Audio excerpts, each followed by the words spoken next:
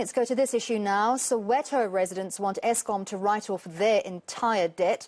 The power utility has already written off 5 billion rand, leaving them with a debt of only 7.5 billion. Soweto is the country's biggest township, and only 526 million rand of their money owed is deemed collectible. Now I'm joined by Dr. Trevor Ngwane from the Soweto Electricity Crisis Committee. Dr. Ngwane, thank you very much for your time this afternoon. So we understand that of that total 12.8 billion rands worth of debt from residents of Soweto to Eskom, 7.5 billion has been written off. How has that been done? Debt doesn't just disappear. Well, it did not exist in the first place. So this whole Soweto debt issue, the amount is always a thumbsuck, you know. It's only used to scapegoat and blame Sowetans and ordinary people for the mismanagement and corruption, you know, of the Eskom boardroom and the senior management. In any case, some of the debt is actually illegal in the sense that, you know, if the interest becomes bigger than the principal amount owed, the law doesn't allow that. So, you know, we're not saying thank you, Eskom. We're saying scrap the whole debt. Scrap the whole debt. Eskom is in serious financial trouble as it is, without collecting some of the money owed, whether that money is owed legally or illegally, according to those who owe it. It needs revenue in order to continue providing South Africa at large with electricity. Soweto residents have a very poor payment record of just 20.6%. That's very low. Can you give us some context on that, please? Well, the price of electricity, the rates since 1994 increased more than 300%. At this moment, it has increased more than 500%. There is a high rate of unemployment in Soweto, in South Africa. I mean, only last week we were told that our rate of unemployment is the highest in the world.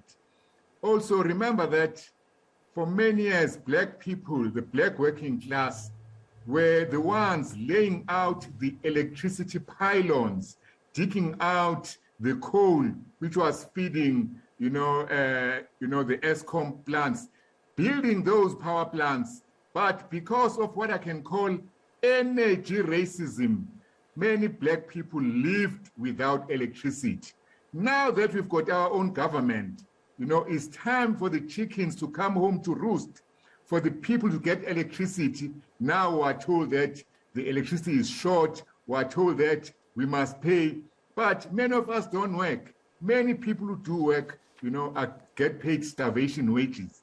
Indeed, in Soweto, for example, in an area like Dube, those people, they installed their own cables. So, you know, it's not as if Sowetans owe Eskom. Eskom actually owes Soweto.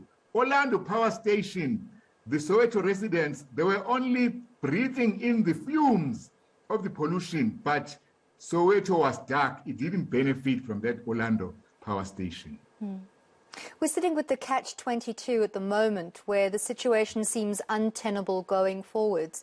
Eskom simply financially cannot survive without electricity that is used being paid for. However, we do understand the position of many South Africans who, as you say, are unemployed, many of them struggling financially.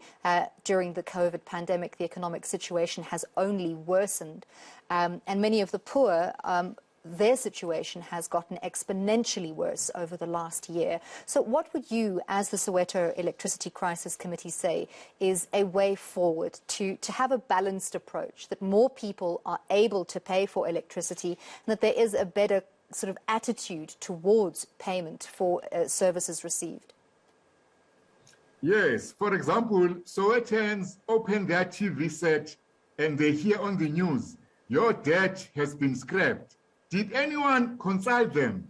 You know, so Eskom is using top-down tactics. In fact, since Andre the Rater took over, he is using what I can call krag tactics. strong arm tactics. If you go to Soweto today, you know, it's a battle zone.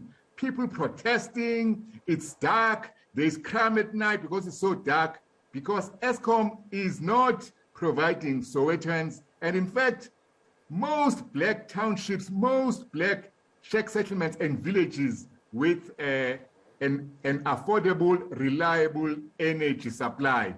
If a transformer or there's a need for repair, it takes Eskom a year, sometimes, you know, a month, a week. I'm talking now in Sun Valley, in Pimville, in Soweto. People have been without electricity for a whole year. Now, why should Eskom be demanding that we pay when we're not getting value for our money?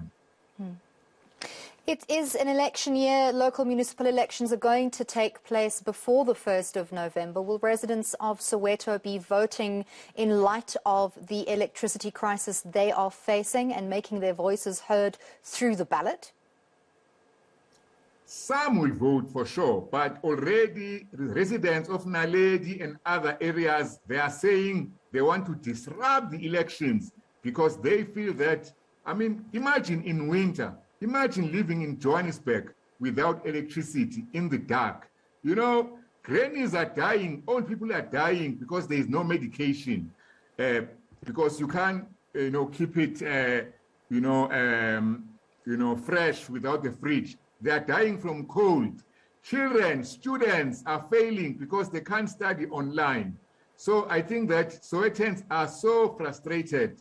I think that the priority is actually to sit down with Sowetans, ask them what is their priority, what do they want, and then from there we can find a solution. Well, thank you very much for speaking to us this afternoon. That was Trevor Ngwane from the Soweto Electricity Crisis Committee.